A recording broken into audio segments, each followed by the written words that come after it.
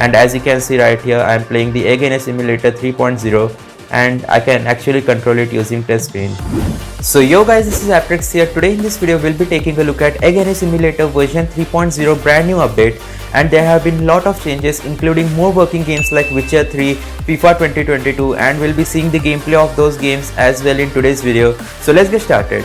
First of all, I'll provide you guys with this link in description box below. Just go ahead and choose the first link which you see right here, and I've created a post of how to install this NS Emulator 3.0 update on this website. I'll also provide you guys the changelog and link to the emulator in this post right here. So here I have written everything about NS Emulator, including its minimum requirements. So if you want to play NS Emulator, you'll need to have Snapdragon 855 plus or above processor, and here you can just go ahead and click on download NS 3.0 and it will redirect you to this page where you can just go ahead and click on download, and as you can see right here, the version 3.0 APK file will start downloading.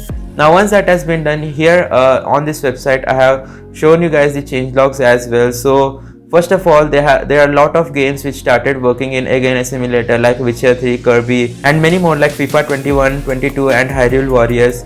You can check it out if you want to, but anyways, once our NS Emulator has been downloaded, now we'll just go ahead and install it. So once you click on the app, it will say do you want to update this app, so just go ahead and click on update and it will start installing the NS Emulator version 3.0. Now I'll just go ahead and click on done.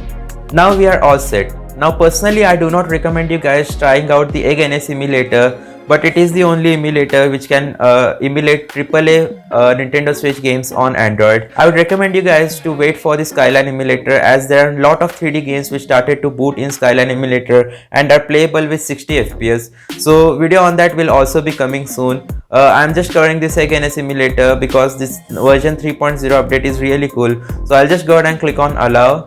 But anyways, here you just have to go ahead and click on agree. Once that has been done, you just have to go ahead and click on these three lines, and you'll get the My Center option and game settings. So first of all, we'll set up the NS Emulator by going to game settings.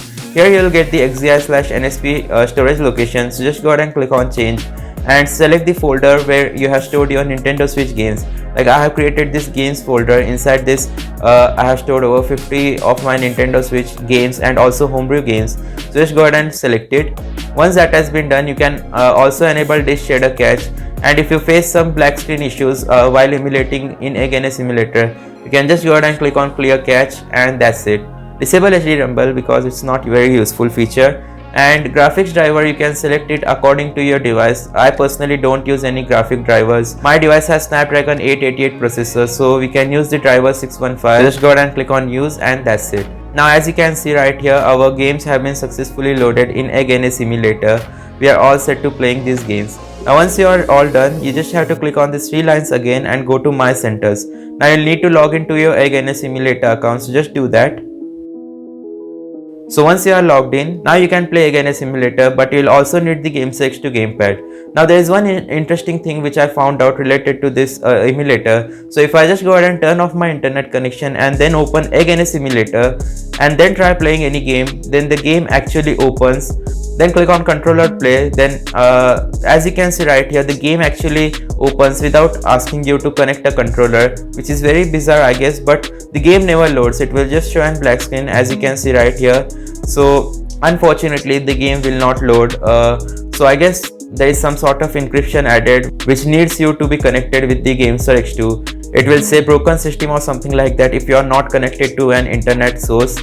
And another thing guys, you actually have touchscreen support for few games now in NS Emulator, but to open those games again, as I mentioned before, you will still need the GameStar X2 or GameStar X3 gamepad. Now I wouldn't recommend you guys to buy this gamepad unless and until you want to use it for other gaming purposes as well. Emulation is not stable, so let me tell you guys that unless and until you have an high-end device, the emulator are not stable at all. So I wouldn't recommend you guys buy this GameStar X2 gamepad. So once we have connected to the gamepad, now we'll just go ahead and reopen the NS Emulator and let's try playing FIFA 22. And now let me show you guys the touchscreen support. So if I just go ahead and open Stormboy, then click on controller play and then click on OK, then the game should successfully start. But midway guys, once you click on that OK box, you can actually disconnect your controller and still the game will work. Now as you can see, our game has successfully started. Now if I just go ahead and click here, then click on this box, you will see few options like dock mode, image enhancement and display performance statistics. So this was quite annoying, the top left corner. So if that's annoying for you, you can actually disable this option, and then as you can see right here, you won't get any information. But anyways, as I was talking about the touch support, you can actually play these few games using touchscreen itself. So let me just go ahead and disconnect the gamepad and show you guys that it actually works without you needing to have a gamepad. So as you guys can see right here, the game has successfully started, and now I can just go ahead and move anywhere. So just take a look at this, guys. So if you find that your gamepad is annoying, just disconnect it and play the games which support touchscreen. So let me just go ahead and enable display performance statistics, and as you can see right here, I am playing the NS Emulator 3.0 and I can actually control it using touchscreen. But the sad part is you'll still need to have a gamepad, or else you won't be able to control these games, or else you won't be able to open these games. So anyways, let's go back. Let's switch off this game.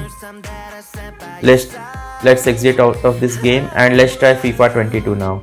So let me just go ahead and connect to the GameSex to gamepad. Now that we are connected, we'll just go ahead and select controller play and click on OK. And this is really amazing, guys. FIFA 22 actually now works in NS Emulator, which wasn't possible in the older updates. As you can see right here, FIFA 22 working perfectly fine, but this game does not support touchscreen. So as you can see, nothing's happening. So you'll need to use the gamepad to select the options, which is again a feature that has not been added. But as you guys can see right here, it works perfectly fine, and it actually gives you more than 30 FPS if you have a Snapdragon 888 device. Like I am getting straight up 60 FPS, so I'll just go ahead and click on OK.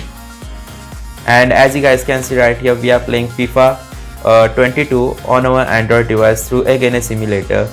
So this emulator is good and all, but I would still recommend you guys use the Skyline emulator, because it's free, open source, it doesn't require a gamepad, it has new updates in which more and more games are working. So yeah, that's it for today's video. Thanks for watching. Make sure to like and subscribe. Stay tuned for more videos. Goodbye.